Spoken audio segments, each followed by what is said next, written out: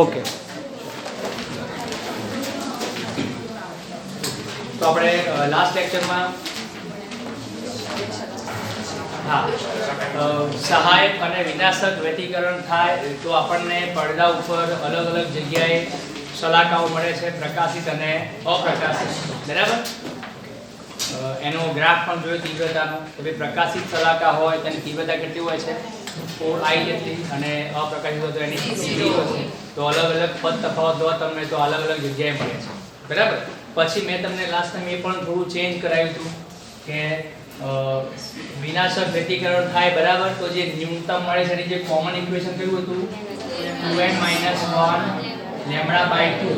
આ કોના ફોર્મમાં છે? પદ તફાવતના. અને કડા તફાવતના ફોર્મમાં જો કહીએ તો શું હતું?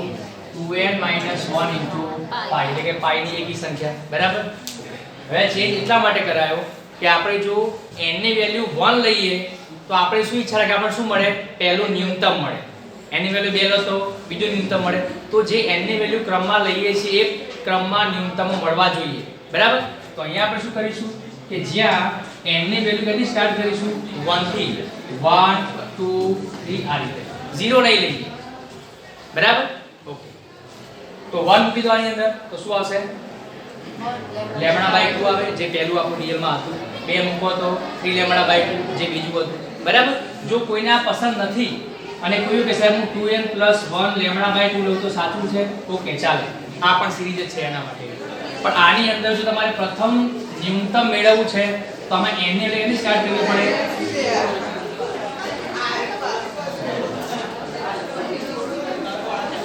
n ની વેલ્યુ કેની સ્ટાર્ટ કરવી પડે ભાઈ? 0 થી. કેમ કે n 0 મૂકવાની અંદર જો શું થાય?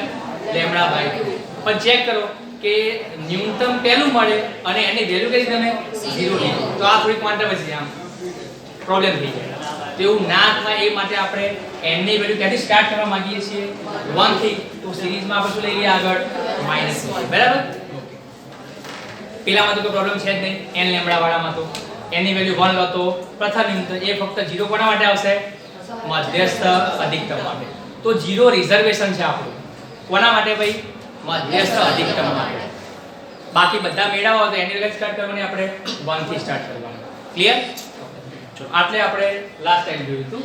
હવે એની આગળ મેં કહ્યું હતું કે બે ક્રમિક શલાકા વચ્ચેનું અંતર પછી ભલે પ્રકાશિત હોય કે અપ્રકાશિત હોય બધા કેવા આવશે? આપણા સરખા આવશે.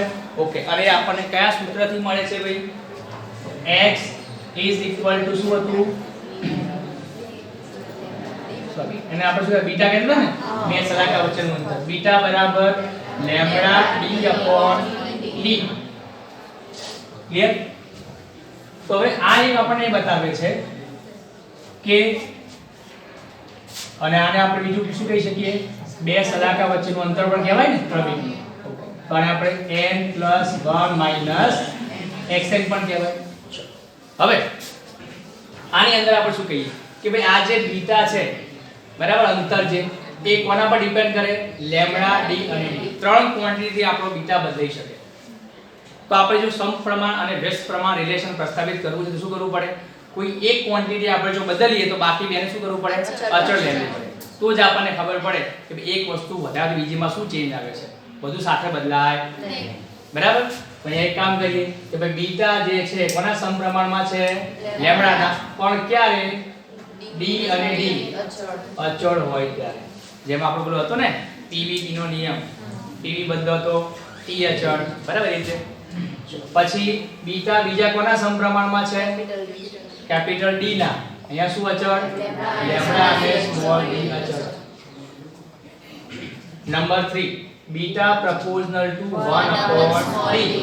તો આવશે લેમ્ડા અને અચળ. ઓકે, હવે આનો ઇફેક્ટ શું પડે?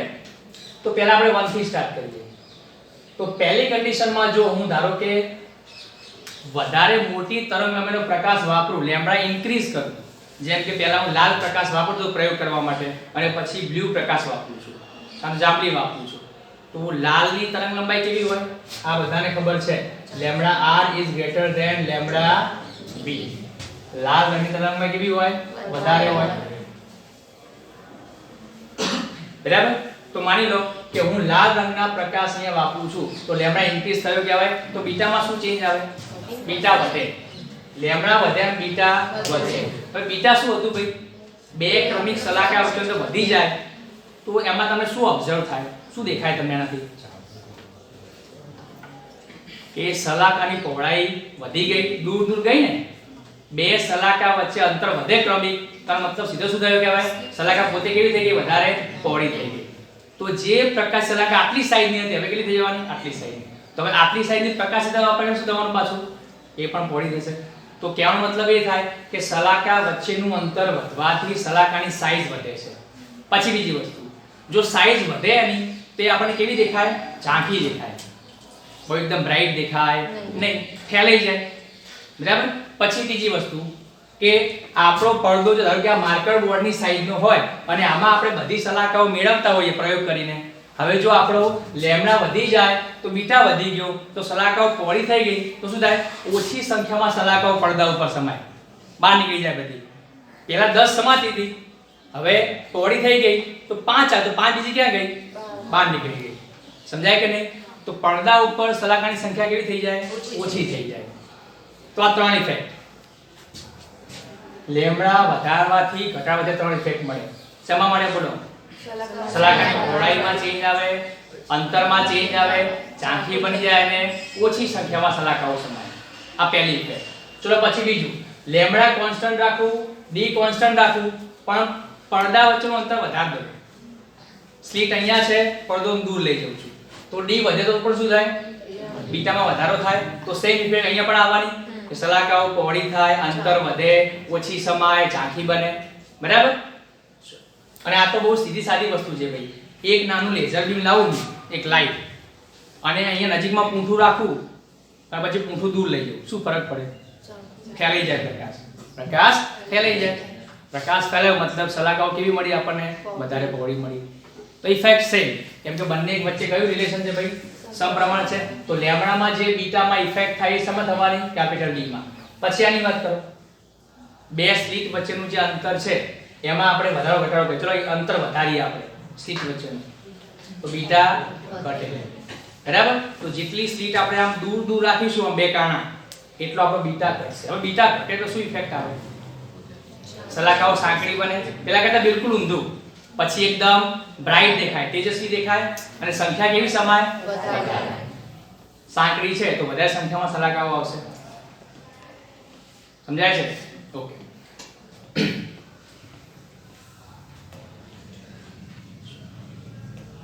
તો આ ક્વેશ્ચન પૂછાયેલો છે આ ગયા પેપરમાં 2020 ના નીટના પેપરમાં. કયો ખબર છે કે જો બે સ્લિટ અને પડદા વચ્ચેનું અંતર બમણું કરવામાં આવે અને બે સ્લિટ વચ્ચેનું અંતર અડધું કરવામાં આવે તો સલાહકારની પહોળાઈમાં શું ફેરફાર થાય?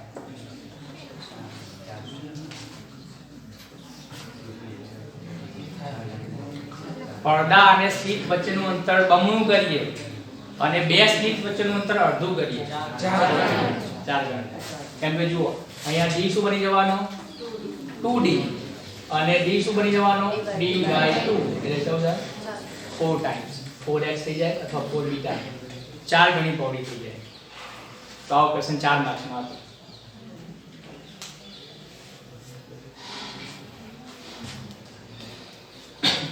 ઓકે. પછી હવે નેક્સ્ટ લઈએ આપણે કે જો આપણે આ યંગના પ્રયોગના સાધનને આજે સેટઅપ હતું આપણું, સ્લિટ ને પડદો ને બધું, લાઈટ ને બધું, એ બધાને પાણીમાં ડૂબાડીને પ્રયોગ કરીએ તો હવામાં તમને જે સિચ્યુએશન મળે છે કે અહીંયા મધ્યસ્થ મળે છે, અહીંયા પહેલી મળે, અહીંયા બીજી મળે, બરાબર, એ બધી વસ્તુઓ આપણે પાણીમાં ડૂબાડીએ અને પછી પ્રયોગ કરીએ. ચશ્મા પહેરીને પાણીમાં જોવાનું શું થાય બોલો? કોઈ ફરક પડશે? વચ્ચે બોલ. અરે આગળ ફરક પડશે? કેમ ના પડે?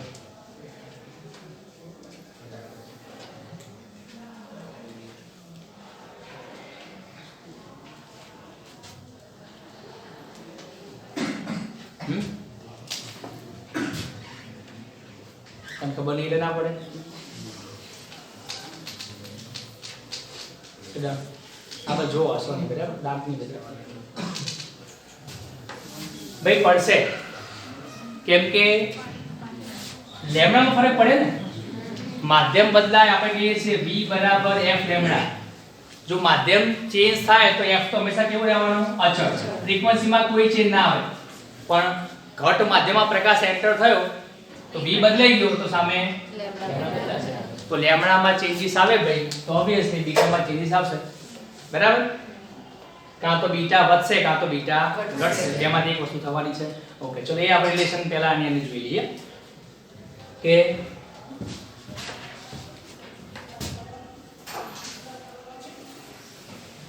આજનો topic dedicated to NEET and JEE બરાબર એમાં દાખલા જોશો તો આ દાખલા મળી જશે આપણી બુકમાં તો લગભગ નથી અમુક દાખલા એકાદ દાખલો હશે આ છે પોઈન્ટ 4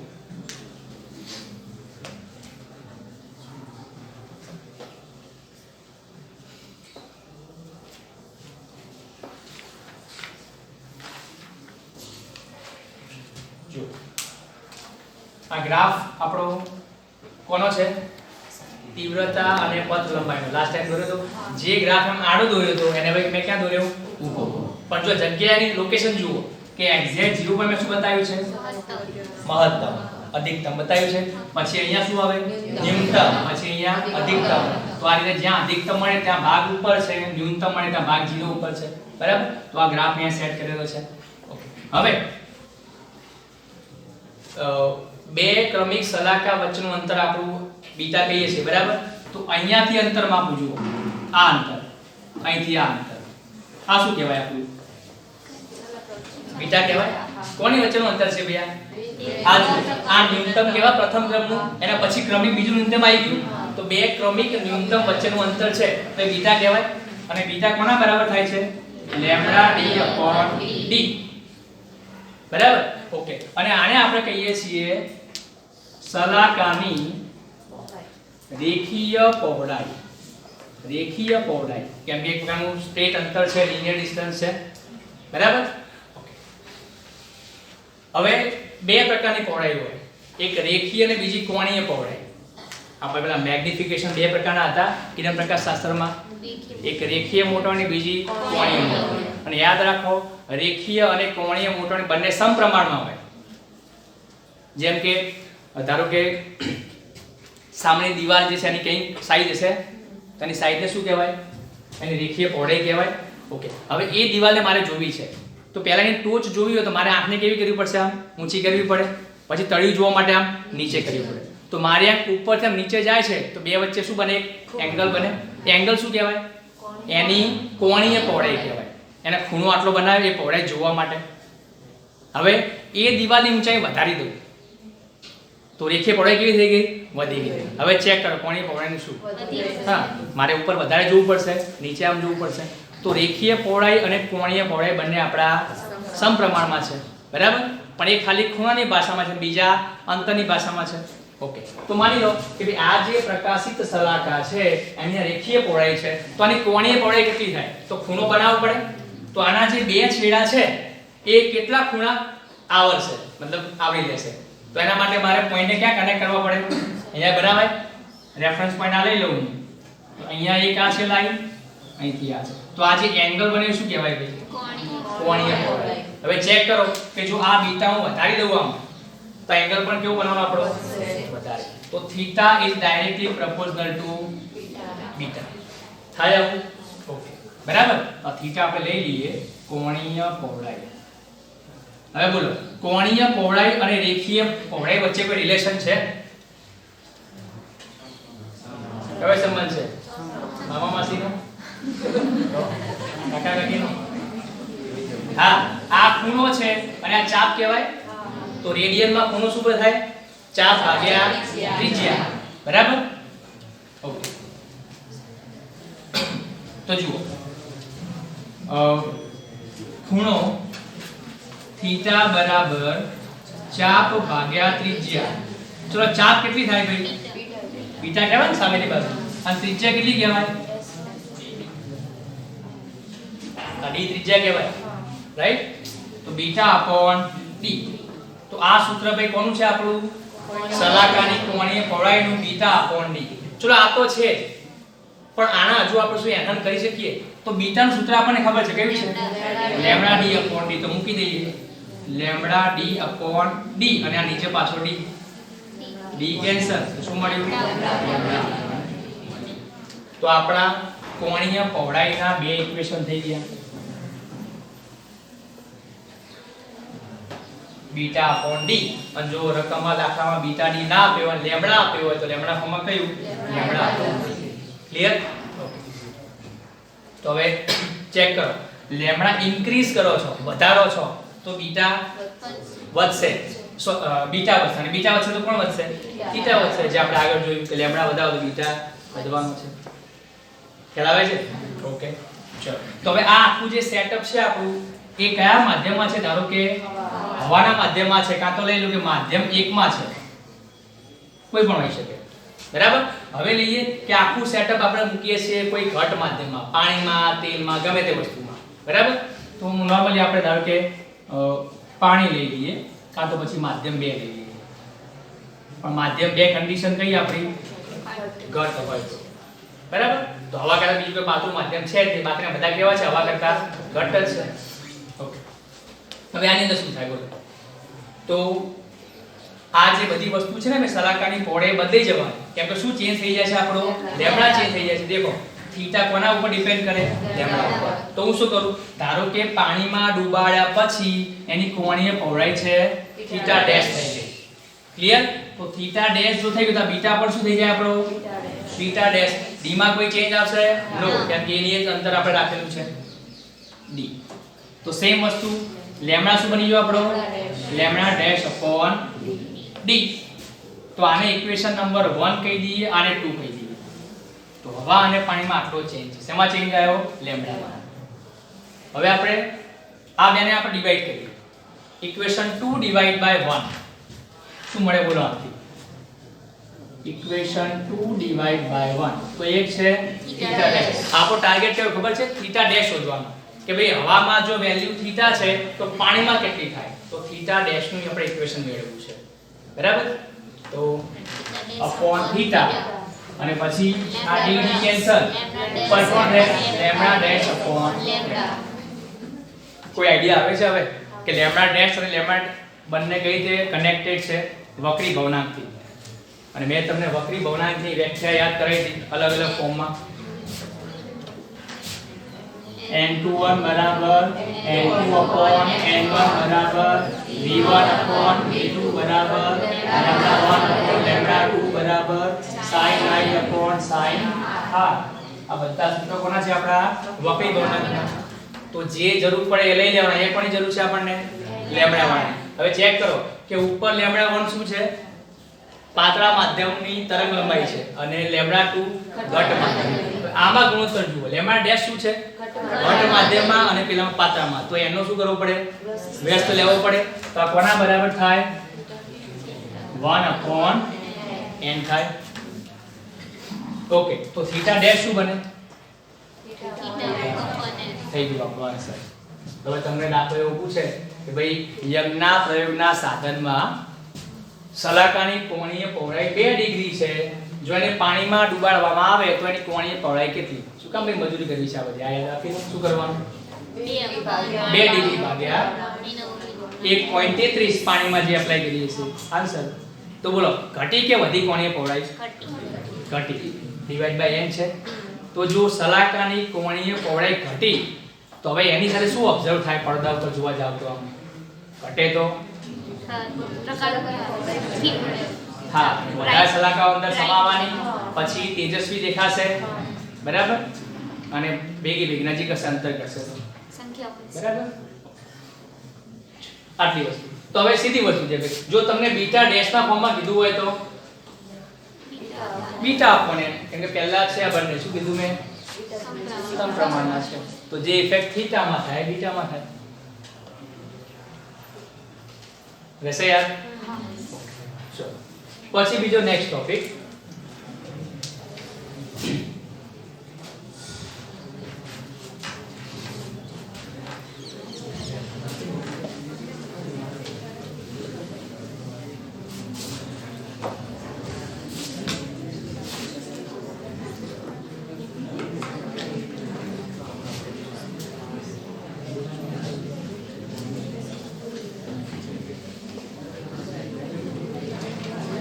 ઇન્ટરેસ્ટિંગ છે, આ ટોપિક થોડો ઇન્ટરેસ્ટિંગ છે, આમાં ધ્યાન આપો ભાઈ.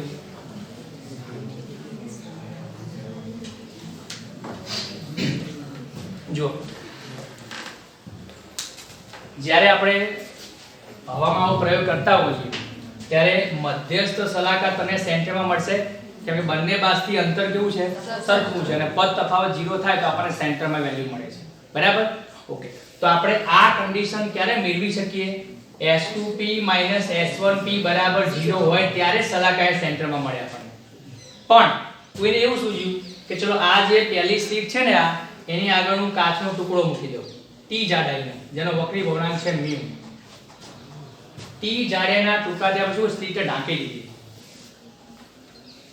અને હવે આ પ્રયોગ આપણે કરીએ છીએ, તો શું મધ્યસ્થ સલાહકાર આપણને હજુ પણ અહીંયા મળશે?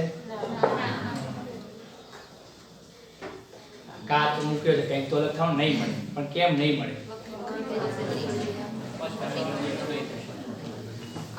હા, રાઈટ. એક આન્સર સાચો આ છે કે પદ તફાવત 0 રહ્યો, કેમ કે બંને હવામાં આવત તો ઓકે છે, પણ એ કાચ આવી ગયો તો પ્રકાશ t જેટલું અંતર શેમાં થઈને કાપશે? કાચમાં થઈને, અને પછી હવામાં આવશે. તો માની લો, સાંભળો, અહીંયાથી બે ભાગ પાડું, આમ અહીંથી આ ભાગ, તો અહીંયા પણ કેટલી જાડાઈ થાય? t અંતર થાય. તો જુઓ, અહીંથી આગળનું પ્રકાશ અંતર કેવું કાપે? હવામાં કાપે છે, તો અહીંથી આખો ભાગ સરખો છે. પણ જે અંતર કાચમાં t જેટલું છે એ હવામાં t જેટલું થાય નહીં. કેમ ના થાય? તો કાચમાં જ્યારે એન્ટર થાય ત્યારે વેગ શું થઈ જાય? ઘટી જાય. વેગ ઘટે તો અંતર એને વધારે કાપવું પડે. અને આ મેં તમને ચલાવ્યું હતું અહીંથી કિરણ પ્રકાશ શાસ્ત્રમાં. જો આવું હતું, માની લો કે આપણી પાસે આ t અંતર શેમાં છે? હવામાં છે. પણ આટલું જ જાડાઈનો આપણી પાસે કાચનો સ્લેબ છે, આની પણ સાઈઝ t છે, આનો વક્રી ભવનાંક છે μ. બરાબર? ઓકે. તો મેં કહ્યું હતું કે ભાઈ કાચમાં જ્યારે પ્રકાશ t જેટલું અંતર કાપે ને ત્યારે અંતર t જેટલું ના હોય, એ વધી જાય. કેટલું વધી જાય? μ ટાઈમ્સ t થઈ જાય, μ ટાઈમ્સ t. અને આ સૂત્ર કરા વિડિયો જોઈ લેજો, મેં પ્રૂવ કરાયેલું છે. બરાબર? તો હવામાં જે t અંતર છે એ ઘટ માધ્યમમાં કાચમાં કેટલું થઈ જાય? μ ગણું થઈ જાય. પછી μ જે પણ હોય, તો બોલો પાણીમાં વધુ અંતર કાપે કે કાચમાં? કાચમાં, કેમ કે કાચનો μ પાણી કરતા કેવો છે? વધારે છે. ઓકે. તો જુઓ, હવામાં જે t અંતર છે કાચમાં μ t ટાઈમ્સ થઈ જાય, તો બેના માર્ગ સરખા રહ્યા કહેવાય. તો બે વચ્ચે કેટલો ડિફરન્સ આવ્યો? પથનો તફાવત. તો આનો μ t માઈનસ t, આટલો ડિફરન્સ આવી ગયો. તો આને શું લખાય? μ - 1 * t. અને આ શું કામ કરે ભાઈ? આપણું પદ તફાવત. બરાબર? તો જેવી આપણે સ્લિટને ઢાંકી નાખી કાચથી કોઈ એક સ્લિટને, તો આપણા બે વચ્ચેનો જે તફાવત છે μ - 1 t થઈ ગયો. તો ચેક કરો હવે, મધ્યસ્થ સલાહકાર p પાસે મળશે ના. p પાસે ફક્ત ક્યારે મળી શકે? જ્યારે બંને માર્ગ સરખા હોય ત્યારે. માર્ગ બદલાઈ ગયા તો પ્રકાશને ખાલી શું આઈડિયા, એને શું ખબર પડે છે? લાઈટને ખાલી એટલી જ ખબર પડે છે કે મારે મધ્યસ્થ સલાહકાર ક્યાં આપવી? તો કે જ્યાં માર્ગ સરખો થાય ત્યાં. હવે આ તો માર્ગ એવો રહ્યો જ નહીં, પણ બીજો તો કોઈ માર્ગ હશે ને એવો કે જ્યાં બંને માર્ગ કેવા થાય? સરખા થઈ જાય. તો ઓટોમેટિકલી મધ્યસ્થ પ્રકાશી સલાહકાર પોતાનું સ્થાન શિફ્ટ કરી નાખશે, જગ્યા બદલી નાખશે. અને ક્યાં લઈ જશે? પોતાની જાતને ક્યાં લઈ જશે? જ્યાં બંને માર્ગ કેવા થાય? સરખા થાય. સમજાય છે? ઓકે. તો એટલા માટે એ જે સલાહકાર છે ને ભાઈ, એ કાં તો અહીંથી ઉપર મળે કાં તો અહીંથી નીચે મળે. બે ઓપ્શન છે. બરાબર? ઓકે.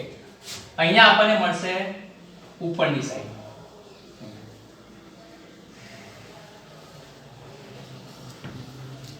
શિફ્ટ થઈ ગઈ. અને મતલબ એ થયો કે જો આપણી મધ્યસ્થ સલાહકાર અહીંયા મળી ગઈ તો અહીંયા શું મળ્યું હશે? પછી પહેલી, બીજી કે ત્રીજા નંબરની મળી હશે. સીધી વસ્તુ છે ને, એક એક નંબર શિફ્ટ થઈ ગયા આપણા બધા. તો આ ઉપર મળી તો આનું તમે જવાબમાં શું લખ્યું? કઈ બાજુ વળી સલાહકાર આપણી મધ્યસ્થ? જે બાજુ મૂકી તો આપણે સ્લિટ મૂકી હતી, મતલબ કાચ મૂક્યો તો. તો આ ક્વેશ્ચનમાં પૂછાય છે ભાઈ કે જો યજ્ઞના પ્રયોગના સાધનમાં બેમાંથી કોઈ એક સ્લિટને કાચ વડે ઢાંકી દેવામાં આવે t જાડાઈના μ વક્રી ભવનાંકના, તો મધ્યસ્થ પ્રકાશી સલાકા કઈ બાજુ સ્થાનાંતર પામશે? તો જે બાજુ કાચ હોય એ બાજુ, ઉપર હોય તો ઉપર, નીચે હોય તો નીચે. બરાબર? કેમ કે જો આવું કેમ થયું કોઈ કહેશે? આ અંતર તો વધી ગયું આપણું કાચ વાળું. બરાબર? તો આપોઆપ જે હવામાંતર છે એને પણ કેવું કરવું પડશે? વધારવું પડશે. સમજાય કે નહીં? તો હવામાંતર ક્યારે વધે? અહીંથી આમ જાય તો આ માર્ગ કેવો થઈ ગયો ભાઈ? મોટો થઈ ગયો.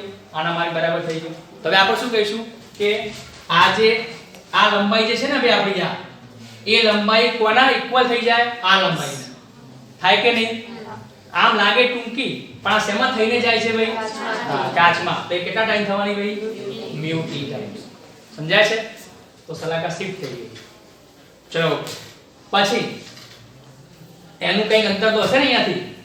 આ પણ પૂછી શકે કે જો આ કન્ડિશન હોય તો મધ્યસ્થ સલાકા કેટલા અંતરે મળશે તમને શિફ્ટ થઈને? એક શોધી શકાય એ પણ. પછી બીજી વસ્તુ કે જો બંને સલાકા આપણે કાચથી ઢાંકી હોય તો એક સરખી જાડાઈના અને મ્યુના, તો કોઈ ફરક નહીં પડે. તો કોઈ ફરક પડશે નહીં કેમ કે બંને માધ્યમો સરખા છે. બરાબર? તો એનું એક જગ્યાએ જ આપણી એઝ ઇટ ઇઝ રહેશે. તો ચેન્જ ક્યારે થાય મધ્ય સલાકા? એક જ ઉપર ઇફેક્ટ પડે ત્યારે. તો ક્વેશ્ચન અહીંયા આવા પૂછાય છે ભાઈ કે જો એક સીટ ઢાંકી દઈએ, મધ્યસ્થ સલાકા પોતાની જાતને x જેટલા અંતરે શિફ્ટ કરી નાખે તો કાચની જાડાઈ કેટલી? અને આ તમને આપ્યું છે d છે, આ d છે, બધું આપેલું છે. તો બોલો કેટલી ગિવન ક્વોન્ટિટીઝ છે? Small d, capital D, x આપેલો છે. હા, તો શું કહી શકાય બોલો? આપણો જે પદ તફાવત છે બંને વચ્ચે કેટલો છે? μ - 1 * t. કોના બરાબર થાય? xd / t. કેમ કે આ પદ તફાવત છે, આ પણ પદ તફાવત છે. ક્લિયર? અહીંથી t ને કરતા બનાવો. શું બને? t બરાબર xd / μ - 1 * t. આ બધી ગિવન ક્વોન્ટિટી છે. μ તો આપણે જાતે લઈ શકીએ 1.5 કાચ હોય તો. ખ્યાલ આવે છે? ઓકે. અને જો તમને જાડાઈ આપે તો શું મળી જાય? x મળી જાય કે ભાઈ આટલા અંતરે મળશે. તો આ સૂત્રમાં તમને જે અનનોન હોય વેલ્યુ મૂકો મળશે. બરાબર? તો આજના આપણા આટલા ટોપિક છે.